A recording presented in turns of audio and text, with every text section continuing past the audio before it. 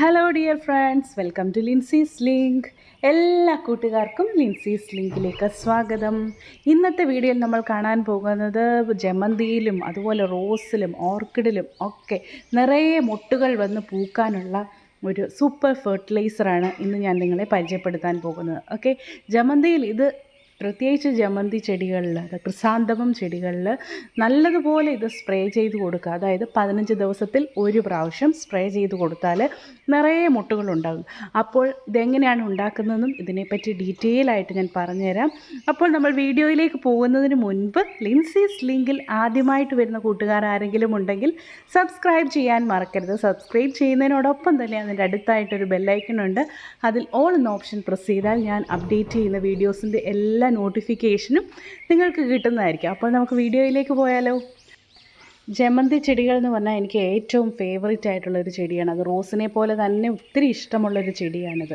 അപ്പോൾ ഇതിൻ്റെ കെയറും കാര്യങ്ങളും ഒക്കെ ഞാൻ നേരത്തെ വീഡിയോ ചെയ്തിട്ടുണ്ട്. ഇത് ഞാൻ ഒരു കമ്പ് മുറിച്ച് നട്ടതാണ്. അതെങ്ങനെയാണെന്ന് നടുന്നതെന്ന് അതിൻ്റെ ലിങ്ക് ഞാൻ ഈ ഡിസ്ക്രിപ്ഷനിൽ ഇട്ടേക്കാം. കാണാത്ത കൂട്ടുകാർക്ക് കണ്ടു നോക്കാം. ഓക്കെ ഫ്രണ്ട്സ്, അപ്പോൾ ഈ ചെടികൾ നല്ലതുപോലെ കെയർ ചെയ്ത് കഴിഞ്ഞാൽ നല്ലപോലെ പൂക്കും. എസ്പെഷ്യലി ഈ ഒരു സമയത്ത് നമ്മൾ സ്പ്രേ ചെയ്ത് കൊടുക്കുകയാണെങ്കിൽ നവംബർ ഡിസംബർ മാസത്തിൽ നിറയെ പൂക്കളുണ്ടാകും. ഓക്കെ, ഇപ്പം ഒരു സെപ്റ്റംബർ ഒക്ടോബർ നവംബർ ഡിസംബർ ഒക്കെ നല്ല പൂക്കുന്ന സമയമാണ്. അപ്പോൾ ഇപ്പോഴേ നിങ്ങൾ സ്പ്രേ ചെയ്യാൻ തുടങ്ങുക. അന്നേരം ചെടികൾ നല്ലതുപോലെ പൂക്കും. നിങ്ങൾക്കറിയാമല്ലോ, ചെടികൾ പൂക്കാൻ വേണ്ടി നമ്മൾ ഏറ്റവും കൊടുക്കേണ്ട വളമെന്ന് പറഞ്ഞാൽ നൈട്രജൻ കൊടുക്കണം. ചെടികൾ നല്ല ഗ്രോത്തിന്. അതുപോലെ പൊട്ടാഷ്യം കൊടുത്തു കഴിഞ്ഞാൽ ചെടികൾ പൂക്കും. പിന്നെ പൊട്ടാഷ്യം ഫോസ്ഫറസും ഒക്കെയാണ് ചെടികളെ പൂക്കാൻ വേണ്ടി ഏറ്റവും കൂടുതൽ സഹായിക്കുന്നത്. അന്നേരം അങ്ങനെ റിച്ച് ആയിട്ടുള്ളൊരു വളമാണ് ഇന്ന് ഞാൻ നിങ്ങൾക്ക് പറഞ്ഞു തരാൻ പോകുന്നത്. അപ്പോൾ ഇതിനായിട്ട് നമുക്ക് വേണ്ടത് അടുക്കളയിലെ 1-2 സാധനം മാത്രം മതി. ഓക്കെ, ഞാൻ ആദ്യം തന്നെ ഒരു ബൗൾ എടുത്തിട്ടുണ്ട്. അതിലേക്ക് നമ്മൾ 1 ടേബിൾ സ്പൂൺ ഉലുവ എടുക്കുക. ഓക്കെ, ഈ ഉലുവ എന്ന് പറഞ്ഞാൽ നിങ്ങൾക്കറിയാമോ, ഇതിൻ്റെ അകത്ത് ധാരാളം ഫോസ്ഫറസ് അടങ്ങിയിട്ടുണ്ട്. അതുപോലെ തന്നെ പൊട്ടാഷ്യം അടങ്ങിയിട്ടുണ്ട്. ഫോസ്ഫറസ്, പൊട്ടാഷ്യം, അതുപോലെ തന്നെ മഗ്നീഷ്യം അടങ്ങിയിട്ടുണ്ട്, മാംഗനീസ് അടങ്ങിയിട്ടുണ്ട്, സിങ്ക് അടങ്ങിയിട്ടുണ്ട്.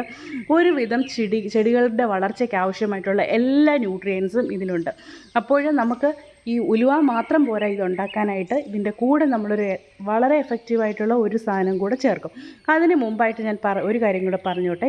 ഈ ഉലുവ നമ്മളിപ്പോൾ 1 ടേബിൾ സ്പൂൺ എടുത്തില്ലേ, ഇത് നല്ലതുപോലെ വെള്ളത്തിൽ കുതിർക്കണം. അതായത് കുതിർക്കുക എന്ന് പറഞ്ഞാൽ ഒരു 2-3 ദിവസം നമ്മളിത് വെള്ളത്തിൽ തന്നെ ഇട്ട് ഈ ഉലുവയുടെ പുറത്തുള്ള കോട്ടിങ് മാറി നല്ലതുപോലെ ഇത് സോഫ്റ്റായി വരണം. അതായത് ഇത് നമ്മൾ പിന്നീട് എടുക്കാൻ നേരം നല്ലൊരു സ്ലൈമി ടെക്സ്ചറായിട്ട് വരണം.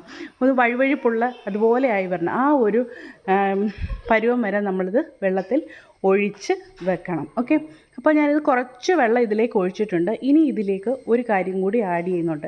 നിങ്ങളുടെ കയ്യിൽ തേങ്ങാവെള്ളം ഉണ്ടെങ്കിൽ തേങ്ങാവെള്ളം ആഡ് ചെയ്യാം. അല്ല എങ്കിൽ നിങ്ങൾക്ക് കരിക്കിൻ്റെ വെള്ളം എടുക്കാം. ഇത് ഏതാണ് നിങ്ങളുടെ കയ്യിൽ അവൈലബിൾ ആയിട്ടുള്ളത് അതെടുക്കാം. നിങ്ങൾക്കറിയാമോ, തേങ്ങാവെള്ളത്തിൻ്റെ അകത്ത് ധാരാളം പൊട്ടാഷ്യം അടങ്ങിയിട്ടുണ്ട്. പൊട്ടാഷ്യം എന്ന് പറഞ്ഞാൽ നിങ്ങൾക്കറിയാലോ, ചെടികൾ പൂക്കാൻ അത്യാവശ്യം വേണ്ടിയ കാര്യങ്ങളിലൊന്നാണ്. ചെടിയുടെ വളർച്ചയ്ക്ക് NPKയിലെ പ്രധാന ഒരു ഘടകമാണ് പൊട്ടാസ്യം. അപ്പം ഇതെല്ലാം അടങ്ങിയിട്ടുണ്ട്. ഇപ്പോൾ ഞാൻ ഇനിയും ചെയ്യാൻ പോകുന്നത് ഇതിലേക്ക് കരിക്കിൻ്റെ വെള്ളം ഒഴിച്ചു വെക്കാൻ പോവുകയാണ്. അപ്പം നമ്മുടെ ഉലുവായ എടുത്ത് ഞാൻ കുറച്ച് വെള്ളത്തിൽ ഒഴിച്ചു വെച്ചിട്ടുണ്ട്. ഇനി ബാക്കി ഒഴിക്കാൻ പോകുന്നത് 1 കരിക്കിൻ്റെ വെള്ളം ഒഴിക്കാം. 1 കരിക്കിൻ്റെ വെള്ളം ഇല്ല നിങ്ങളുടെ കയ്യിൽ 1 ഗ്ലാസ് തേങ്ങാവെള്ളമേ ഉള്ളൂ എങ്കിലും അത്രയും മതി, അത് ഒഴിച്ചു കൊടുക്കുക. അപ്പോൾ ഇത് രണ്ടിലുമാണ് നമ്മുടെ ഉലുവ ഇരുന്ന് കുതിരാൻ പോകുന്നത്. ഒരു 2-3 ദിവസം വെക്കുക, അല്ലെങ്കിൽ കൂടിപ്പോയി കഴിഞ്ഞാൽ ഒരു 5 ദിവസം വെക്കുക. ഇത്രയും വെച്ചാൽ മാത്രമേ നല്ല എഫക്റ്റീവായിട്ട് നല്ലൊരു ഫെർട്ടിലൈസറായിട്ടത് മാറത്തുള്ളൂ. ഇത് നല്ലതുപോലെ പുളിച്ച് നല്ലപോലെ അതിൻ്റെ പൊട്ടാഷ്യവും ഫോസ്ഫറസും എല്ലാം ആ വെള്ളത്തിലേക്ക് ഇറങ്ങി നല്ല ഒരു കോൺസെൻട്രേറ്റഡ് ലിക്വിഡാണ് നമുക്ക് ഇനി കിട്ടാൻ പോകുന്നത്. ഓക്കെ, ഞാൻ തേങ്ങാവെള്ളം ഇതിലേക്ക് ഒഴിച്ചു. ഇത് ഏകദേശം 1 കപ്പും കുറച്ചും കൂടെ കാണും, അത്രയേ ഉള്ളൂ. ഓക്കെ, നല്ല ഫ്രഷ് തേങ്ങാവെള്ളം എടുക്കാൻ ശ്രമിക്കുക, അതാണ് ഒന്നുകൂടെ നല്ലത്. ഓക്കെ, ഇനി ഞാൻ ഈ ഉലുവ വെള്ളത്തിലിട്ട് വെച്ചത് ഇത് അന്നേരം തന്നെ നമ്മൾ ചെയ്യുന്നതാണ്. ഒത്തിരി ദിവസമൊന്നും ഈ ഉലുവ വെള്ളത്തിലിട്ട് വെച്ചിട്ടില്ല, അന്നേരം തന്നെ ചെയ്തുകൊണ്ടിരിക്കുകയാണ് ഇപ്പോൾ. ഓക്കെ, അന്നേരം ഉലുവയും കുറച്ച് വെള്ളവും കൂടി ഇട്ട് വെച്ചത് ഈ തേങ്ങാ വെള്ളത്തിലേക്ക് ഇട്ട് വെച്ചിട്ടുണ്ട്. ഇനി ഇത് അടച്ച് മാറ്റി നമുക്ക് വെക്കാം. ഇത് കരിക്കിൻ വെള്ളത്തിൻ്റെ കാര്യം പറയുക അല്ലെങ്കിൽ തേങ്ങാവെള്ളത്തിൻ്റെ കാര്യം പറയുന്നത് തേങ്ങാവെള്ളം തന്നെ നമുക്ക് പുളിപ്പിച്ച് നല്ലതുപോലെ ഒരു 5 6 ഇരട്ടി വെള്ളം ഒഴിച്ച് നമുക്ക് നല്ലതുപോലെ ഡൈല്യൂട്ടാക്കി ഓർക്കിഡിനൊക്കെ സ്പ്രേ ചെയ്ത് കൊടുക്കുകയാണെങ്കിൽ ഓർക്കിഡ് നല്ലതുപോലെ പൂക്കാൻ ഈ തേങ്ങാവെള്ളം നല്ലതുപോലെ സഹായിക്കും. ഒരുപാട് മൈക്രോ ന്യൂട്രിയൻസ് നമ്മുടെ ഈ തേങ്ങാവെള്ളത്തിൽ അടങ്ങിയിട്ടുണ്ട്. ഓക്കെ, അന്നേരം ഇപ്പോൾ നമ്മളിപ്പോൾ ഉണ്ടാക്കുന്ന ഈ ഒരു ഫെർട്ടിലൈസർ എന്ന് പറഞ്ഞാൽ ഡബിൾ ന്യൂട്രിയൻസ് ഓവർലോഡഡ് എന്ന് തന്നെ പറയാം. അത്രയ്ക്ക് സൂപ്പർ പവർഫുള്ളായിട്ടുള്ള ഒരു ഫെർട്ടിലൈസറാണ് ഇപ്പോൾ നമ്മൾ ഉണ്ടാക്കിക്കൊണ്ടിരിക്കുന്നത്. ഇപ്പം മഗ് ഞാനിവിടെ അടച്ചു വെച്ചു. ഇനി നമുക്കൊരു 5 ദിവസം കഴിഞ്ഞിട്ട് ഇതെടുത്ത് നോക്കാം. ഇപ്പം നമ്മുടെ ഫെർട്ടിലൈസർ ഇവിടെ ഇപ്പോൾ ഇങ്ങനെ റെഡി ആയിട്ടുണ്ട്. അതായത് ഉലുവയൊക്കെ ഒന്ന് ചെറുതായിട്ടൊന്ന് കിളിച്ചൊക്കെ വരാൻ തുടങ്ങിയിട്ടുണ്ട്, ചെറുതായിട്ടൊന്ന് സ്പ്രൗട്ട് ആയിട്ടുണ്ട്. ഇനി ഇത് നമുക്ക് അരിച്ചെടുക്കണം. നല്ലതുപോലെ അരിച്ച് നമുക്ക് ആ ലിക്വിഡാണ്, ആ എക്സ്ട്രാക്റ്റാണ് നമുക്ക് വേണ്ടത്. ആ കോൺസെൻട്രേറ്റഡ് ഫോമിൽ നമ്മൾ എടുക്കുക. അരിച്ചതിന് ശേഷം നിങ്ങൾക്കിതൊരു 6 ഇരട്ടി വെള്ളത്തിൽ ഡൈല്യൂട്ട് ചെയ്യുക. 6 7 ഇരട്ടി വെള്ളത്തിൽ നല്ലതുപോലെ ഡൈല്യൂട്ട് ചെയ്തതിന് ശേഷം വേണം നമുക്ക് സ്പ്രേ ചെയ്ത് കൊടുക്കാനായിട്ട്. അതായത് ഒരുവിധം എല്ലാ ചെടികൾക്കും ഞാൻ ഓൾറെഡി പറഞ്ഞല്ലോ, റോസിന് സ്പ്രേ ചെയ്ത് കൊടുക്കാം, ക്രിസാന്തമം ചെടികൾക്ക് എല്ലാത്തിനും നമുക്ക് സ്പ്രേ ചെയ്ത് കൊടുക്കാം. അതുപോലെ തന്നെ പച്ചക്കറികൾക്കും ഇത് വളരെ നല്ലതാണ്. പച്ചക്കറികൾ പൂക്കാനും ഒക്കെ ഇത് ഒത്തിരി സഹായിക്കുന്നതാണ്. ഓക്കെ, ഇത് നല്ലതുപോലെ ഡൈല്യൂട്ട് ചെയ്തിട്ട് സ്പ്രേ ചെയ്യേണ്ട സമയം രാവിലെ സ്പ്രേ ചെയ്ത് കൊടുക്കുക. ഇല്ല എങ്കിൽ 5 മണിക്ക് ശേഷം, വൈകിട്ട് 5 മണിക്ക് ശേഷം സ്പ്രേ ചെയ്ത് കൊടുക്കാം. ചെടികൾക്ക് നിങ്ങൾ കാണാൻ സാധിക്കും നല്ലൊരു ഗ്രോത്ത് നിങ്ങൾക്ക് കിട്ടും.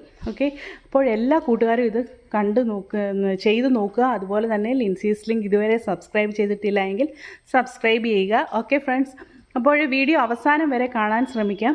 ഇത് കണ്ടോ, ഇത് നമ്മുടെ ഒരു ക്രിസാന്തമം ചെടിയാണ്. ഇതിൻ്റെ അകത്ത് ഒട്ടും തന്നെ മുട്ടില്ലായിരുന്നു, ചെറിയൊരു കമ്പ് മുറിച്ച് നട്ടതാണ്. ഇപ്പോൾ ഇത് കണ്ടോ, ഇതിലേക്ക്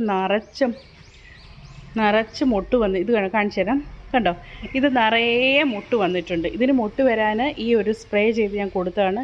ഒരുപാട് മൊട്ട് വന്നിട്ടുണ്ട്. കുറേ മൊട്ടുകൾ വിടർന്ന് വരുന്നുണ്ട്, ഇങ്ങനെ വിടർന്ന് വരുന്നുണ്ട്.